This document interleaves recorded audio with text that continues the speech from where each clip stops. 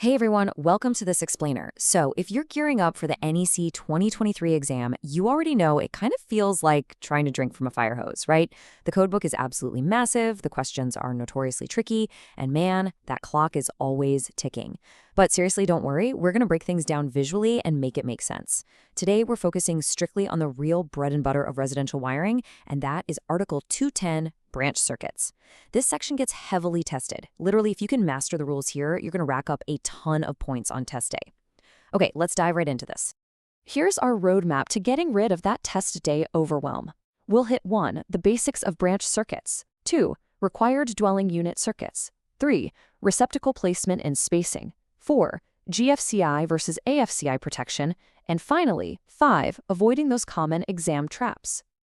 All right, Section 1, basics of branch circuits.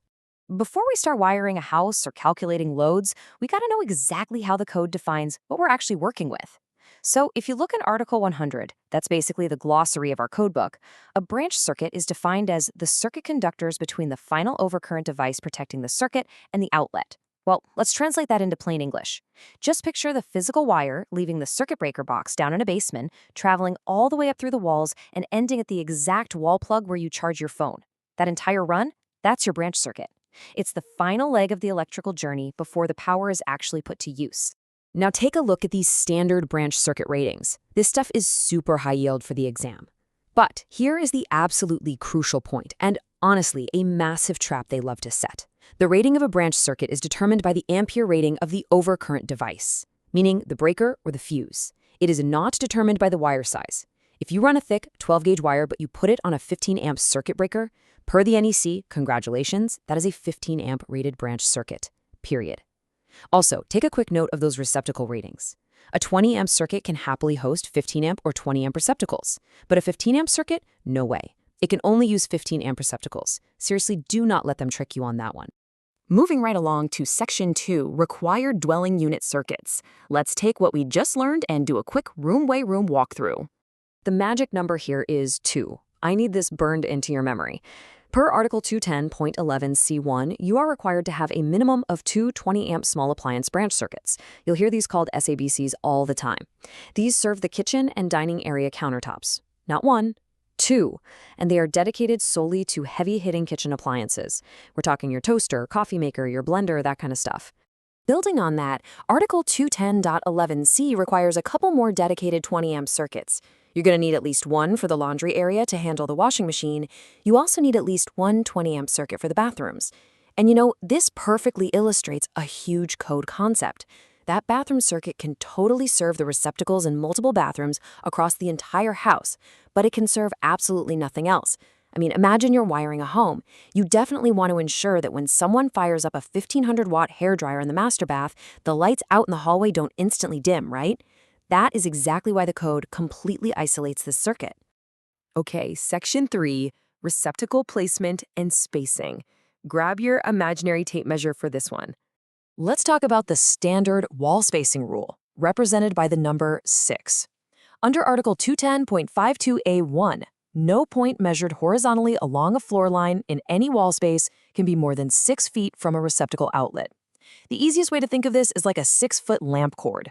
If you place a lamp literally anywhere along a wall, its cord should be able to reach a plug without you having to dig out an extension cord. In practical terms, this means receptacles are spaced a maximum of 12 feet apart. And just remember, a wall space is any wall that's 2 feet or more in width unbroken by things like doors or fireplaces. Now, contrast that 6-foot floor rule with the kitchen counter rule, which is represented by the number 2. Kitchen appliances have incredibly short cords, mostly for safety reasons. So, per Article 210.52c1, no point along a kitchen wall countertop can be more than 2 feet from a receptacle. So, you're basically placing a receptacle at least every 4 feet along that kitchen backsplash. Okay, guys, I need you to pay super close attention to this next part. This is a massive 2023 code change. Imagine you're out there roughing in a brand new, beautiful kitchen island. For years and years, we had to cut receptacles right into the sides of the cabinets. Well, not anymore. Under the 2023 NEC, island and peninsula receptacles are no longer required. 0. If a test question asks how many are required on an 8-square-foot peninsula, your answer is 0. Now, if the homeowner actually wants one installed, it can't be cut into the cabinet side anymore. It has to be a listed assembly, either in the counter itself or mounted no more than 20 inches above the work surface. Do not let outdated practice questions steal your points on test day. All right, Section 4, GFCI versus AFCI protection. Let's clear this up right now. This is probably the single most confusing topic for new apprentices, but here is how you keep them straight in your head. GFCI, which is governed by Article 210.8, is all about water. It protects people from getting lethal shocks in wet or damp locations. AFCI, governed by Article 210.12, is all about living spaces. It protects the physical structure of the house from catching fire due to sparking or arcing wires inside the walls of habitable rooms. Basically, water means GFCI. Living spaces, like your bedroom or living room, mean AFCI. Let's see how this translates into the highly tested GFCI locations. You're going to need GFCI protection for 125-volt, 15 and 20 amp receptacles in bathrooms, garages, outdoors, kitchens, specifically within 6 feet of the sink, laundry areas, crawl spaces, and unfinished basements. Oh, and the exam absolutely loves to test that within 6 feet of a sink roll. They'll try to trick you by putting a sink in some random room. Look, if there's a sink and a receptacle is within 6 feet, it gets a GFCI. Simple as that. And keep in mind, some rooms, like a kitchen, are going to require both GFCI protection near the water and AFCI protection because, well, it's a habitable space. Finally, Section 5, avoiding common exam traps. Time to put our test prep hats on. The NEC exam isn't just testing your knowledge, it's testing your reading comprehension. Remember those two 20-amp small appliance branch circuits we talked about earlier? The exam writers will give you a load calculation question and try to sneak a garbage disposal, maybe a dishwasher, or kitchen lighting onto that SABC circuit. Don't fall for it. SAB circuits are for countertops only. You literally cannot put the kitchen lights on them. You cannot put the dishwasher on them. Now, sure, there's a tiny exception for a wall clock or a gas range igniter, but for the most part, keep those heavy fixed appliances off your countertop circuits. Here's the next big trap: continuous loads. Article 210.19a defines a continuous load as anything expected to run for 3 hours or more. Think of a residential EV charger or one of those heavy continuous space heaters. Because running constantly generates a ton of heat, the code forces you to oversize the wire and the breaker to handle it safely. The magic number here is 125%. If the exam says you have a 40-amp continuous load, you don't just use a 40-amp wire. You take 40, multiply it by 1.25, and that gives you 50 amps. So you must size your conductors and your overcurrent device to handle 50 amps. Always, always look for the word continuous in the question.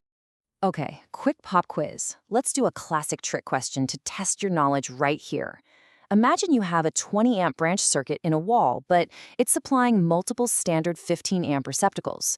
What is the absolute maximum cord and plug connected load you can plug into just one of those 15-amp receptacles? Think about it for a second. Is it 20 amps or is it 15 amps? Actually, the answer is 12 amps. Crazy, right? Why? Because under Article 210.21b2, a single cord and plug connected load cannot exceed 80% of the rating of the receptacle it is physically plugged into. It really doesn't matter that there's a big 20-amp breaker down in the basement. The physical plastic receptacle on the wall is only rated for 15 amps, and 80% of 15 is 12. If you plug a 15-amp space heater into that specific outlet, you are violating code and risking a literal meltdown at the plug itself. So what does this all mean for you? Look, the NEC isn't just some giant book of arbitrary rules you memorize just to pass a test. Every single code, every spacing requirement, every little math calculation in Article 210 exists because someone somewhere learned a really hard lesson about electrical fires or shocks. It is quite literally a blueprint for keeping people alive and building safe, reliable homes. When you sit down for that NEC 2023 exam, visualize the house. Picture the wires in the walls and remember the life-saving logic behind the numbers. Will you be the electrician who just memorizes the codebook to pass a test, or the one who truly understands the blueprint for saving lives? Keep studying, and I'll see you out in the field.